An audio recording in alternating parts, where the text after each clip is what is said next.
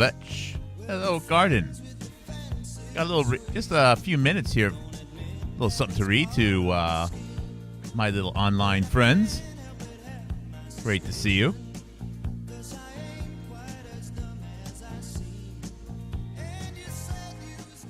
A book came in the mail today that I ordered about last week or so. It is Loose Ends. Loose Ends by Sydney Brenner. It was published, I think, in 1996, 1997. If you've heard the term RNA, you should be thinking about Sydney Brenner.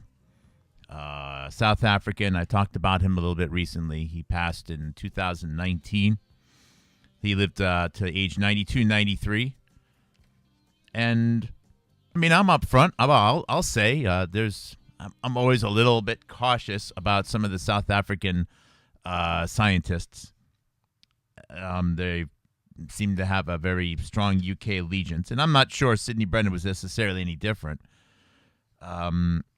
But the more I've read about him, the more optimistic Sydney Brenner has made me.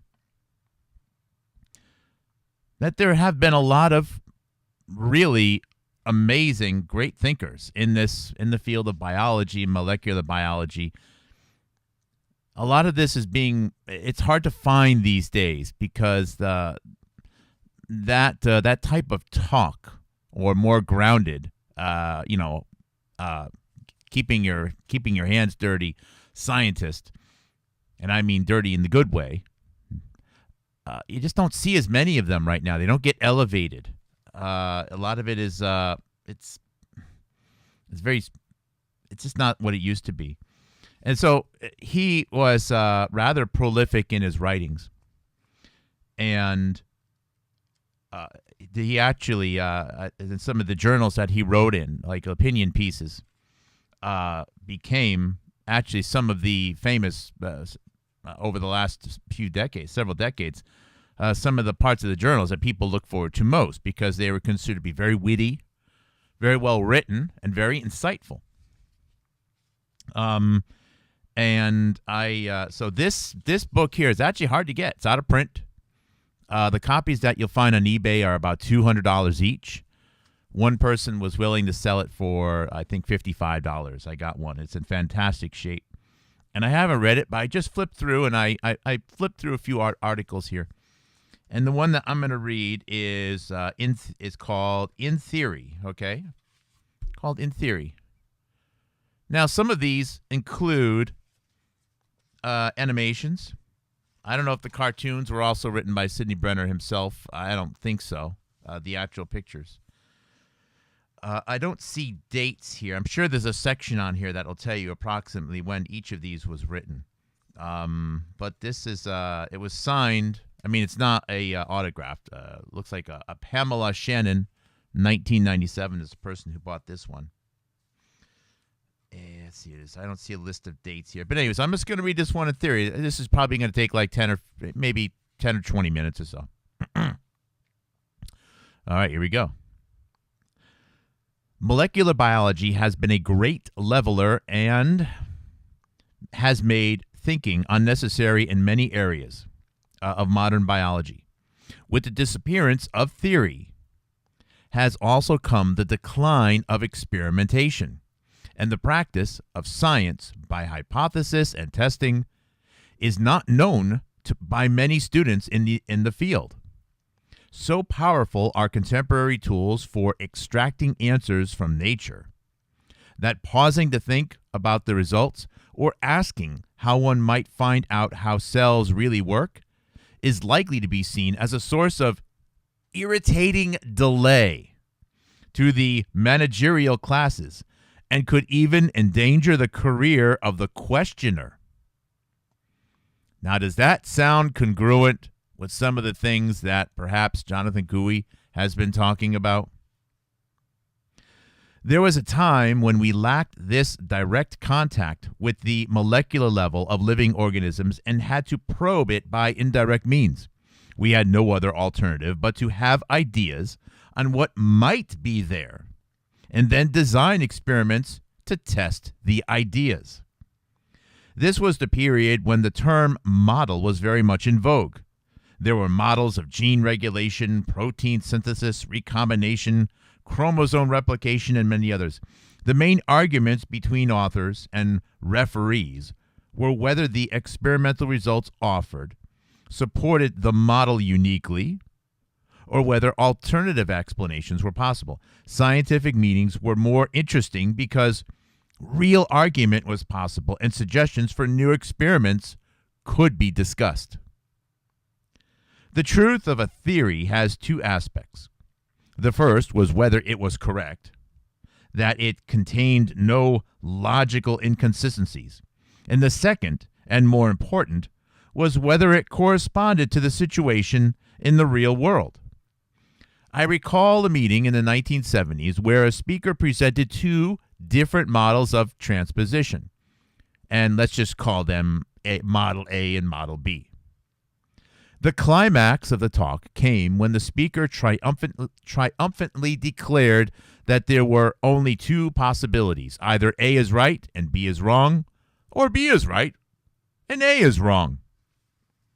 He had to be reminded that he had overlooked a third possibility, which was that they both were wrong. These and other experiences led me to suspect models or theories that had been built when only some of the facts were known.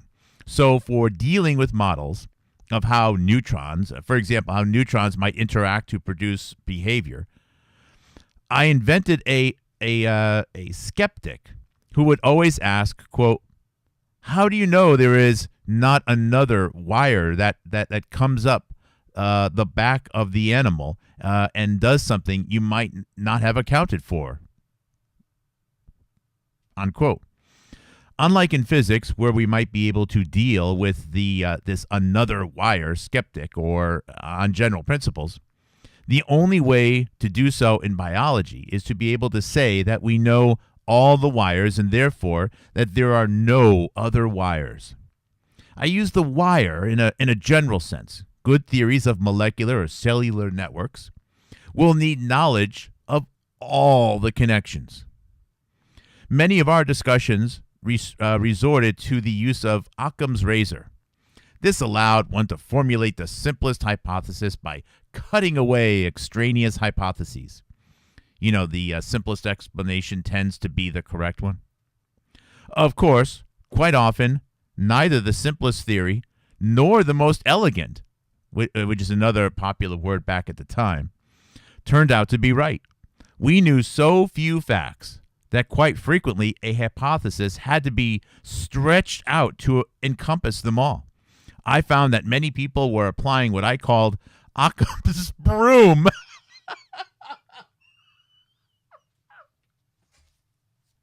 Occam's broom, which was used to sweep under the carpet any unpalatable facts that did not support the hypothesis.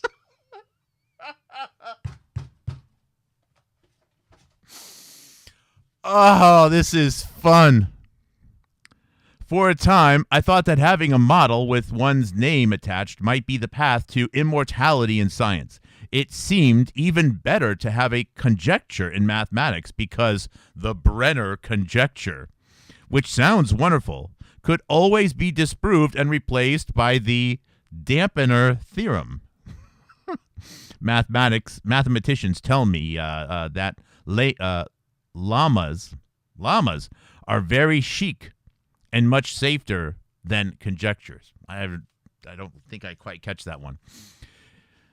This is it's just like 3 more paragraphs here. In experimental science, it might appear that a piece of equipment is the thing to have. There is either the Pasteur pipette, the Boucher funnel, the Petri dish, the Erlenmeyer flask, and so on.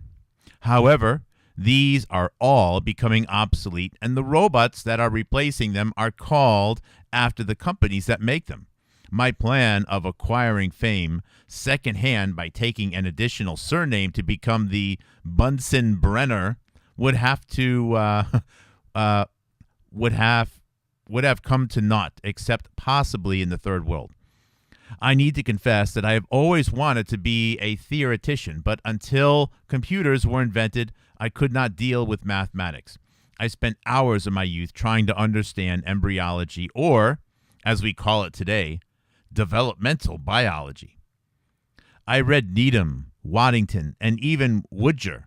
At the time, I even understood the different meanings of induction and evocation or evocation. This nonsense prepared me for attending a select and secretive conclave of biologists who met in Woods Hole in the 1960s to discuss such matters as whether differentiation was a state of or a process, and what the difference between what the difference between these anyways. Let me reread that. This nonsense prepared me for attending a select and secret conclave of biologists who met in Woods Hole in the 1960s to discuss such matters as whether differentiation was a state or a process, and what was the difference between these anyway. I was able to say it was both and to illuminate the difference by pointing out that mellowing out was a process whereby one attained the laid-back state.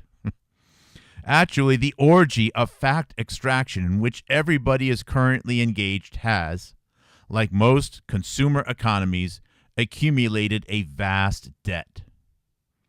This is a debt of theory, and some of us are soon going to have an exciting time paying it back. With interest, I hope. Wow, it's pretty deep stuff. This is just an amazing collection of these. So, I don't know. It's not for everyone, I know.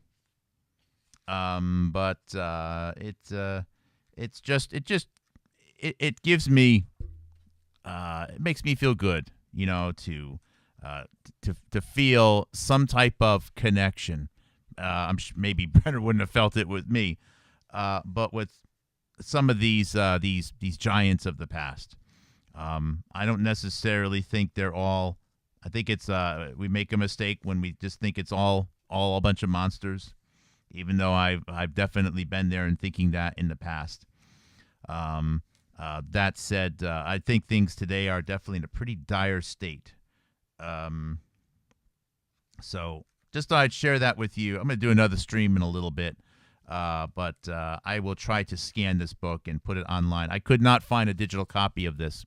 Again, it's just a collection of writings of Sydney Brenner over probably a 10 or 20-year period, and it's definitely out of print. It was only in print a short time, and I'm very lucky to have gotten a copy, and I'm looking forward to digitizing it and sharing it with you guys. So I will be back in a few minutes with a bigger and more formal show of the day. I think I know what I want to talk about. All right, guys. Thank you. Take care. See you in a few minutes.